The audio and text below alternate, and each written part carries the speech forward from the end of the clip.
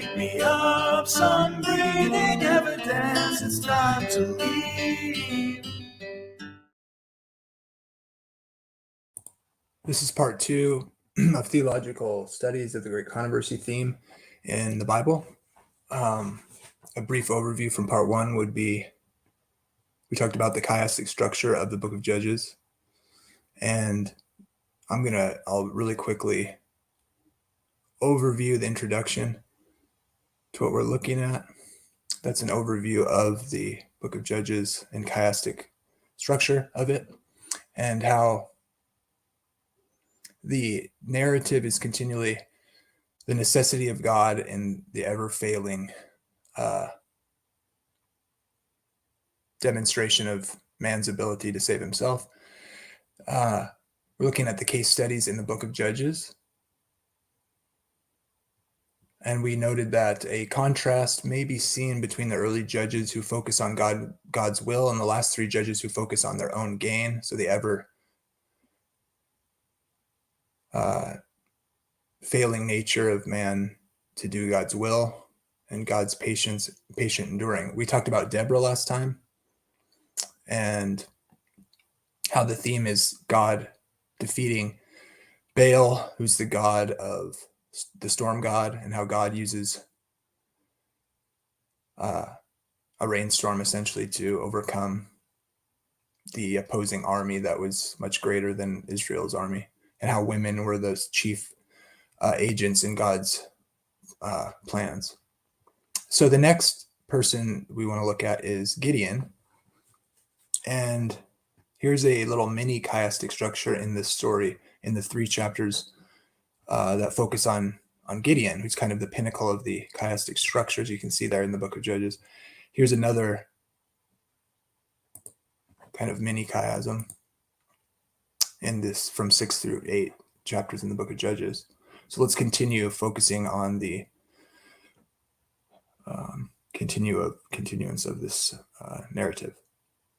So after Deborah, in part 1, which you can see if you go to the channel, if you might want to review that, we have Gideon. The Gideon narrative comes at a time of marked deterioration in the relationship between God and Israel, reflected in Gideon's tenuous relationship with God.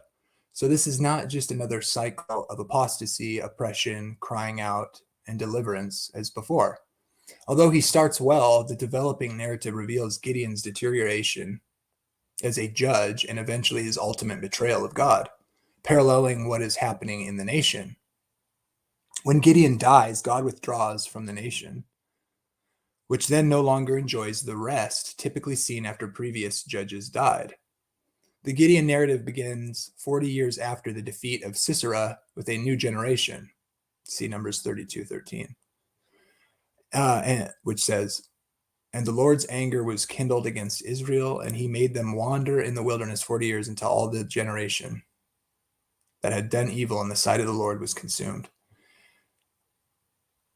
And continues the struggle between deities for Israel's fidelity. The symmetrical structure of the Gideon narrative may be depicted as seen on the screen now. The narrative opens with the Midianites who, with their allies, enter Israel to destroy the newly planted crops and steal their livestock. Judges 6:3-5. Israel becomes greatly impoverished and cries out to the Lord. At first glance, the same old cycle is being repeated, with good again being overcome by evil. But as the chiasm reveals, this time the judge, instead of leading his people into a closer relationship with God, himself struggles to relate to God. Gideon is introduced as he threshes wheat in the winepress in verse 11, chapter 6, and which says, "And there came an angel of the Lord and sat under an oak, which was in Ophrah, that pertained unto Joash the Abiezerite, and his son Gideon threshed wheat by the winepress to hide it from the Midianites." An obvious subterfuge to prevent the invading army from pilfering the grain harvest in the off-season, a further example of the recurring great controversy sub-theme of God's people facing extinction at the hands of a vast army. The sense of national hopelessness is highlighted in the narrative's opening with a description of people fleeing their homes and hiding in caves and homemade strongholds in the mountain.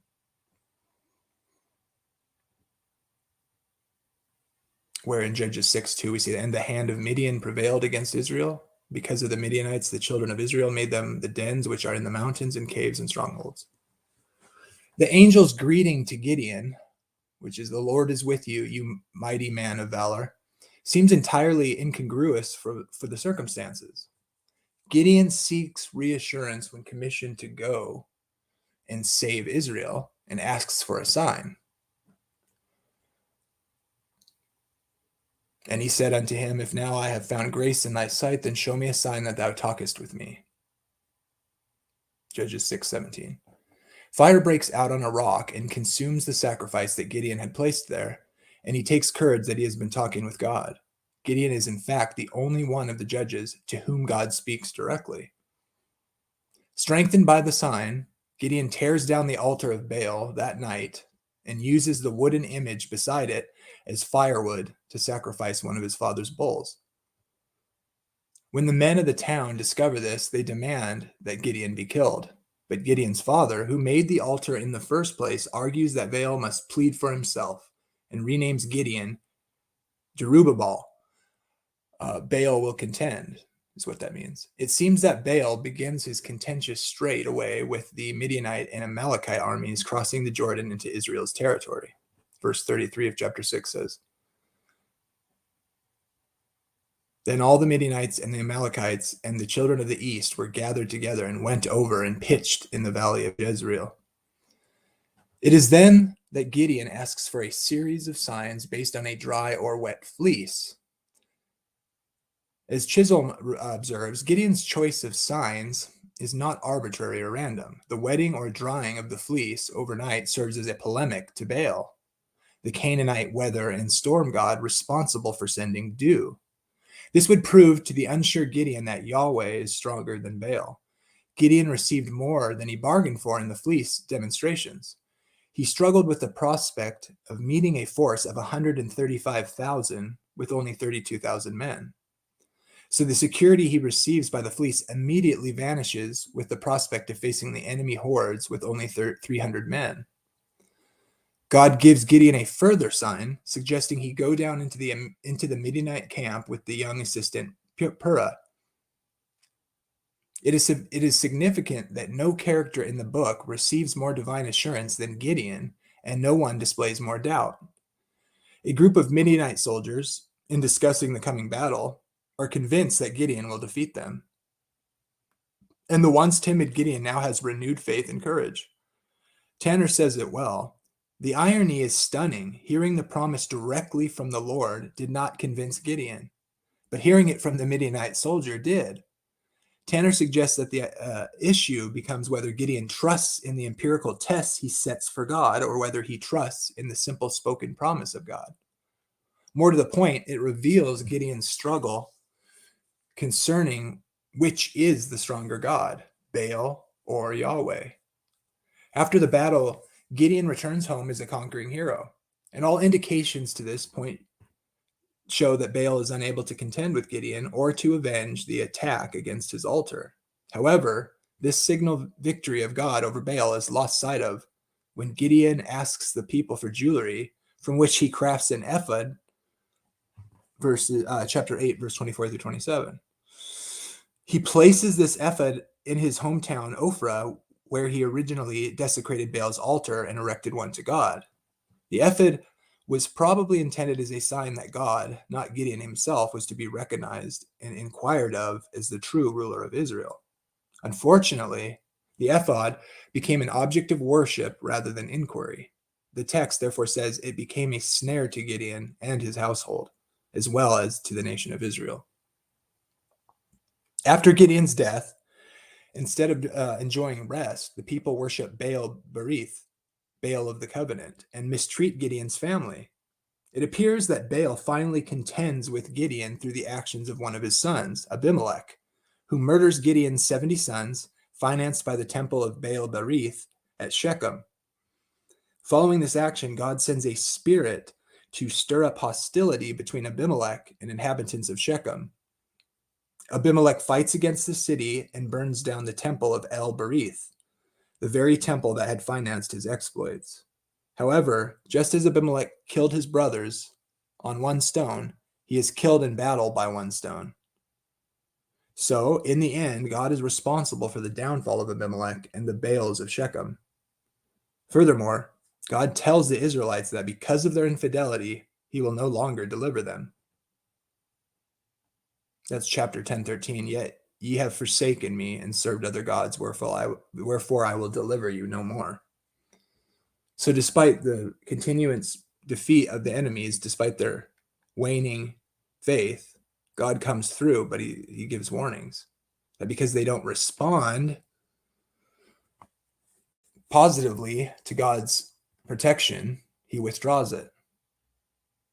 So you see this dynamic of God's sovereign action for his people and their lack of faith in response, despite his overwhelming intervention, trying to teach them something.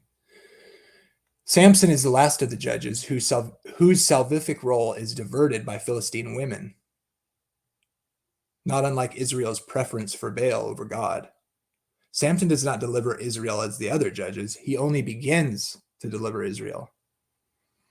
Previously, whenever God raises up a judge, let's go back to this picture here.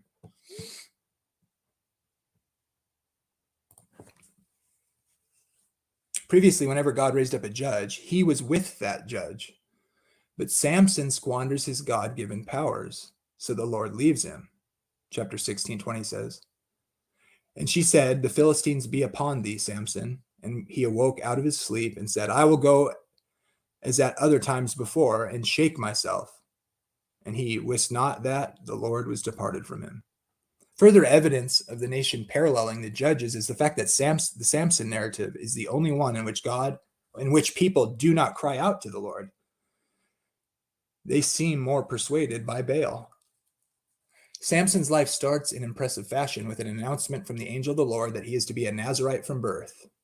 The angel of the Lord appears to only one other woman to announce the birth of a son, Sarah's runaway servant girl Hagar, Genesis 16:11, highlighting the importance of this announcement. The angel instructs Samson's parents how to prepare for their special baby. The mother is told not to drink alcohol or to eat forbidden food. And the boy must never have his hair cut, because he is to be a Nazirite to the day he dies. The verbal root Nazir, from which the word Nazirite is derived, is first applied to Joseph when describing him as separate from his brothers, Genesis 49:26. Joseph's separation from his brothers and his careful lifestyle were significant factors in saving his whole family and ultimately the Israelite nation, set apart. In contrast to Joseph's separation and careful choices, Samson seems more interested in fraternizing with enemy women. And he seems unaware of much that is happening around him. He's passive both in his Nazirite vow while in the womb and in his hair being cut while asleep. Not only is Samson unaware that God had left him, but the participants in the narrative also seem unaware of Yahweh's direction. When Samson eats honey from the carcass of a lion, and then when he participates in a feast, he violates Nazirite regulations. When he marries a Philistine woman, has an affair with a Philistine harlot, and loves another Philistine woman, Delilah, all this is in contrast to his Nazirite calling. Yet the text gives no explicit censure of Samson for any of his actions. Samson moves against the Philistines in a number of ways, each in an angry response to personal slights he suffers at their hand. Although the Philistines appear to have the advantage over Samson through intimidating his wife, in solving the riddle he poses at his wedding feast, he soon turns the tables when he kills 30 men and takes their clothes to pay his debt. Then he sets fire to the crops when his wife is given to his best man and kills many in revenge for the Philistines burning his wife and her father. When the Philistines try to avenge that action, he kills 1,000 of them with a donkey's jawbone. His final act against the Philistines is when he pulls down their temple and kills 3,000 for blinding him. Chisholm observes, Samson's great victory in Dagon's temple proved that Yahweh's disfavor with his people, not the power of foreign gods, had caused Israel to be humiliated before their enemies. Samson is merely the passive instrument.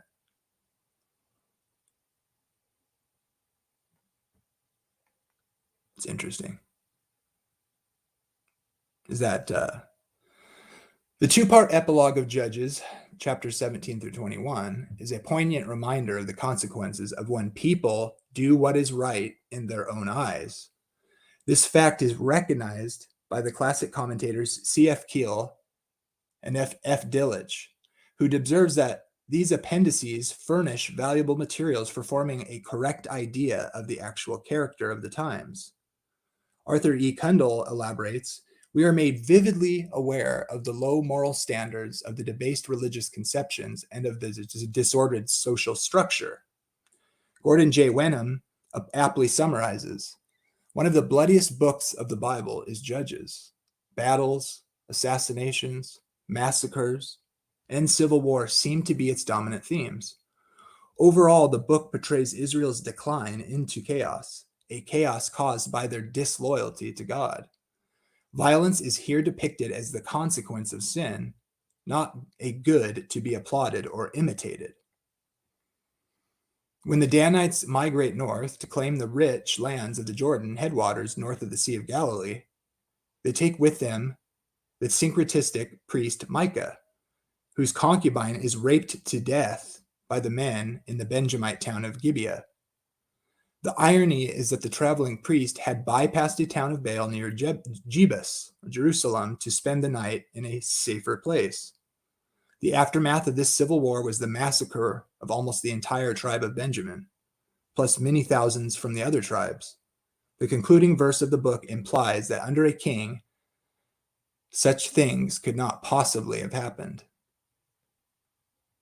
In conclusion, the book of Judges amply illustrates the great controversy theme throughout. The main sub-theme is the threat of annihilation from overwhelming forces. But the tragedy is that neither the chosen people nor their leaders seem very focused on the Edenic ideal of protecting and improving their environment. They prefer instead to do that which is right in their own eyes. And the book is a sad testimony to the outcome. The battle lines between good and evil are clearly seen in the deliverances by the first judges. The land rests after their signal victories against the forces of Baal. The defeat of the Canaanite army by Deborah and the Midianite army by Gideon convincingly demonstrates Yahweh's superiority over the storm god Baal. Yet the people of the next generation don't seem to be convinced, and neither do the later judges. Even Gideon, who leads a dramatic victory, needs a lot of persuasion beforehand and resorts to syncretistic worship afterward. So the battle lines become quite blurred, and by the time of Samson, both judge and people become quite resigned to the increasing idolatry of the land. This passivity merely highlights that God works on behalf of his covenant people despite their apathy or lack of awareness. Finally, the epilogue of the book highlights the tragedy that results from people turning from God to follow their own code of ethics. There are no great gains in any human endeavor, but every aspect of life becomes tainted, broken, and tragic. Crimes against humanity of the basest order become the norm, and all the people can do is look wistfully to a vain hope for the right political leader to deliver them from their current social and religious dysfunction. The nation under the judges never makes the connection between the God who delivers them when they call on him and the God who gives ethical guidance subsequent to deliverance.